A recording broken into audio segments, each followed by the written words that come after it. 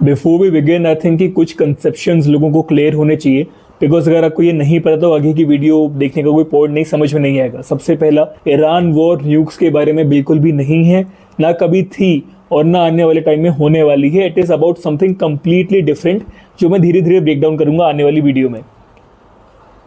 Second, अभी तक के जो भी क्रैशेज हुए हैं they have been about a thing or two. Majorly obviously crashes out a lot of things, but जो आने वाला क्रैश प्रेडिक्ट करा जा रहा है, it is going to be way more complicated and it is going to affect you way more than you can even imagine, and no you can not save your way out of it. तो सबसे पहले, अभी तक जो भी crashes हुए हैं, यानी कि 2002 का जो .com बबल था for example, it was about high inflated stocks, जो इंटरनेट मार्केट थी, है ना। जो भी इंटरनेट स्टॉक्स थे, जैसे कि अमेजोन का स्टॉक था जो उस समय ग्रो हो रहा था, या उसके अलावा जो बड़ी बड़ी कंपनीज थी तब, राइट, उनके, और जो ग्रोइंग कंपनीज थी इंटरनेट में, उनके स्टॉक्स जो थे काफ़ी इन्फ्लेटेड थे, because it was about the hype of internet. All investors are throwing money कि इंटरनेट से जो कंपनीज आने वाली हैं they would be something that would be $1 billion companies, and इसलिए हर कंपनी को खुल के पैसे मिल रहे थे।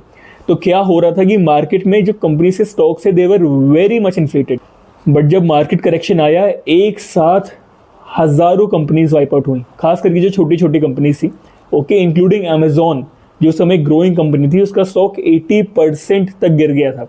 After that Amazon did survive, but most companies did not. इस टाइम में जो अमेरिकन इन्वेस्टर्स थे, जो यूएस एंड वेस्ट में जो इन्वेस्टर्स थे, not only did they suffer huge losses, but जो आम जनता थी उनको अपने स्टॉक्स को और अपने एसेट्स को लिक्विडेट करना पड़ा था, बिकॉज हज़ारों जॉब लॉसेज हुए थे and they needed to liquidate their stocks.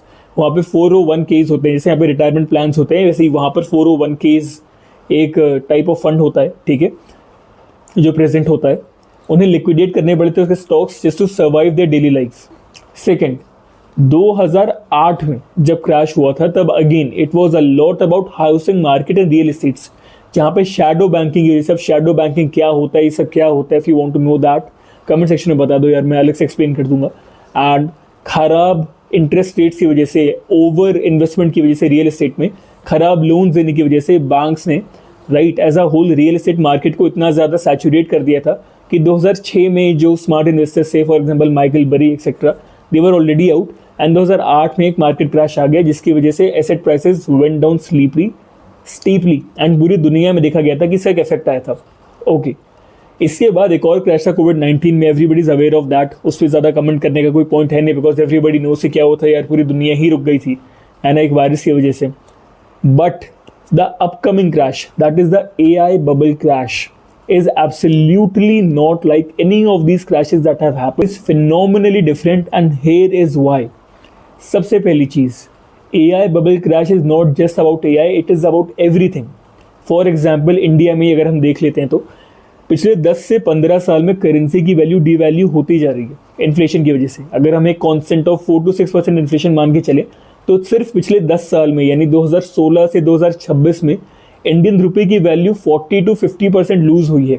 अब इन्फ्लेशन को करेक्ट करने की कोशिश करी जाती रहती है obviously, but this much has been lost in just last 10 years, and this was before COVID, जब से हम लोग काउंट कर रहे हैं। दूसरा, यूजुअली क्या होता है कि क्रैशेस के टाइम में तो सरकार डेप्ट में होती है, ठीक है ना, जिसे हम सॉवरेन डेप्ट कहते हैं, this is the term sovereign डेप्ट। सरकार डेप्ट में होती है इंटरनेशनल एजेंसी से, बैंक से, ठीक है, या फिर जनता की हालत ख़राब होती है, ठीक है ना, बिकॉज पब्लिक कम्युनिटीज़ नहीं होती हैं, जो जनता होती है, इट इज़ इन डेप्ट to various lenders. At this point right now, ना सिर्फ सरकार हेविली डेप्ट में है, and all of the countries around जो मेजर इकोनॉमीज हैं, उनका जो डेप्ट टू GDP रेशियो है वो बड़ा है। Even the public is in a lot of डेप्ट to what, to EMIs and credit cards, because जो हमारे से पहले की जनरेशन थी, they were lot about saving, वो सेविंग में भरोसा रखते थे, वो पैसे बचाने में भरोसा रखते थे। हमारी जनरेशन थोड़ी सी शो ऑफ या एक्स्ट्रा वेगेंसी जनरेशन है, right, we like to show, तो हम EMIs पे लग्जरी गुड्स को बहुत ज़्यादा खरीदते हैं। फॉर एग्जांपल एक रॉयल इनफील्ड की बाइक हो गई, इंडिया में अगर हम बात करें तो, ठीक है ना, आपका नया iPhone 17 हो गया, जो 18 आने वाला है, right, all of these are purchase on EMIs, and not even just that, जो हमारी वेकेशंस तक होती हैं, even those are EMI sponsored. Since that is the case, our generation is very high on EMI debt. Okay. Most of the metropolitan cities में ये हम देखते ही हैं। इसके अलावा जो रूरल एरियाज़ हैं, वहाँ पे हमें पता ही है कि एग्रीकल्चरल फार्मर्स की हालत इतनी ठीक नहीं है, इसके अलावा USA has been trying to enter the Indian agricultural market. ये सारी चीज़ें हो गई। अब तीसरी चीज़, war has been going on around the world. For example Russia Ukraine चल रहा है, काफ़ी टाइम से चल रहा है। ताइवान के स्टेट को चाइना सर्वेल करना स्टार्ट कर चुका है। North Korea has fired 10 ballistic missiles around the special economic zones of Japan. Afghanistan and Pakistan are in a state of open war. Thailand Cambodia को बॉम्ब कर रहा है। And Iran US war, it is obviously going on. ठीक है, world is in a stage of constant conflict.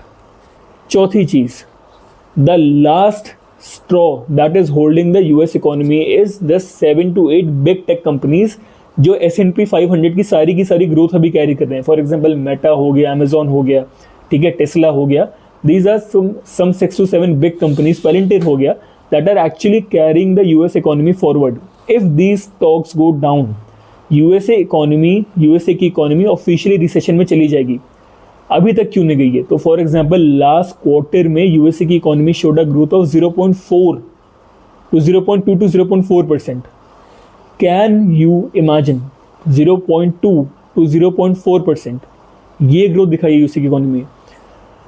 अब USA ने Iran को attack करा है, न्यूक्लियर की वजह से नहीं करा है, एवरीबडी नोस इट। तो क्यों करा? The reason is to protect the petro dollar. Okay, because USA and Iran signed a deal जहाँ पे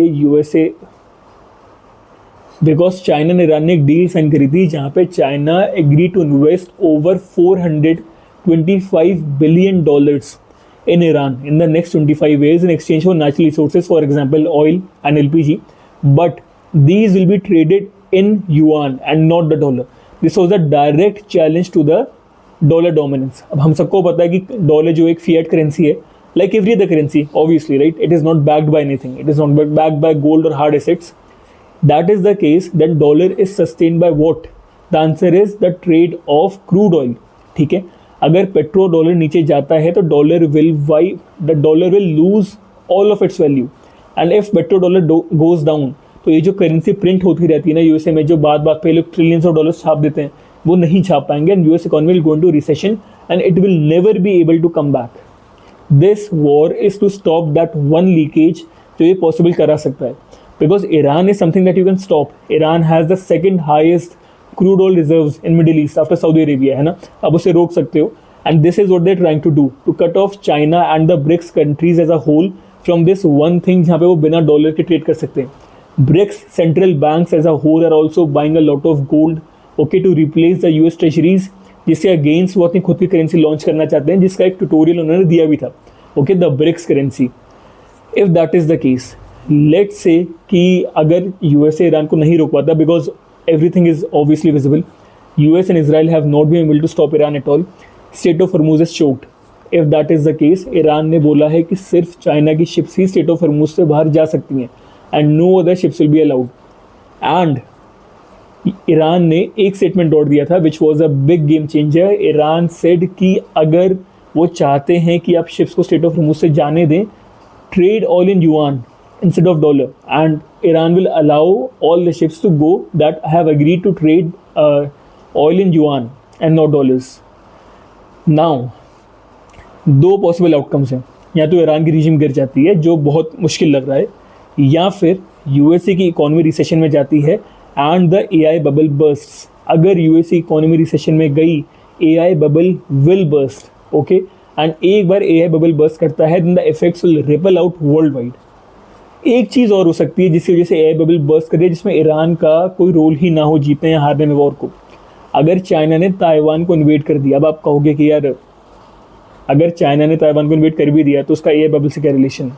the answer is this, Taiwan में कंपनी है जिसका नाम है TSMC, that is responsible for supplying most of the oil, most of the chips to NVIDIA। NVIDIA is the company जो power करती है सारी की सारी AI innovation, right. For example NVIDIA OpenAI को, टेस्ला को, पेलेंटियर को, सबको चिप्स बेचती है, सबके साथ में काम करती है। And these companies cross invest in each other, ताकि जो स्टॉक्स की वैल्यू है वो इन्फ्लेट होती रहे। और आपको इन्फ्लेटेड मार्केट वैल्यू दिखती है, जैसे $5 ट्रिलियन की, $4 ट्रिलियन की मार्केट कैप, जो बड़ी बड़ी कंपनीज की, जो बड़ी बड़ी कंट्रीज की GDP से भी ज़्यादा, right. How is that possible? The answer is because their stocks are highly inflated. and now market correction is yet to come. That market correction is the AI bubble burst. तो ये दो problems हमारे सामने हैं. अब China is again encircling Taiwan at the biggest scale after the visit of Nancy Pelosi, first of all. Second, Iran doesn't look like it is going to lose the war in the short run. And जितनी ज़्यादा ये war खिंचेगी उतना ज़्यादा USA को दिक्कत होगी war जीतने में, बिकॉज ना सिर्फ USA billions of dollar spend कर रहा है weekly to keep the Iran war running. That pressure comes directly on the tax payer. जो यूएसए का टैक्स पेयर है, जो अपने कमाए पैसे से इस वॉर के पैसे भर रहा है. दो चीज़ें हो सकती हैं. इफ़ यूएसए सेज कि it is going to send ground troops, हो सकता है कि पब्लिक रिवोल्ट करे कि नहीं हम नहीं भेजेंगे एंड यूएसए को वॉर से पुल बैक करना पड़े. अगर यूएसए वॉर से पुल बैक करता है तो दो चीज़ें होंगी. यूएसए का जो रोल है as a dominant power, it will be severely, very strongly reduce in the region, and Middle East तो लगेगा कि यार if that is the case then obviously BRICS and China is a better option. Second, USA ने जो इतना interest rate अभी भरना है,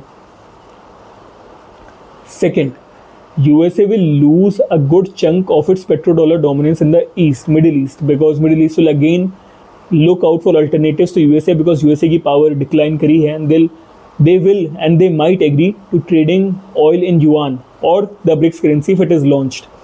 Both cases में AI bubble will burst. यानी कि both cases में एक मार्केट क्रैश आना बहुत plausible है, which is again very much visible because जो Michael Burry and Warren Buffett जैसे बड़े बड़े इन्वेस्टर्स हैं, they have been sitting on piles of cash betting against the AI stocks and the coming market correction कि AI जो है वो market correction में आएगा and the AI bubble will burst. But इस बार सिर्फ AI बबल नहीं, बहुत सारी चीज़ें एक साथ जाएंगी.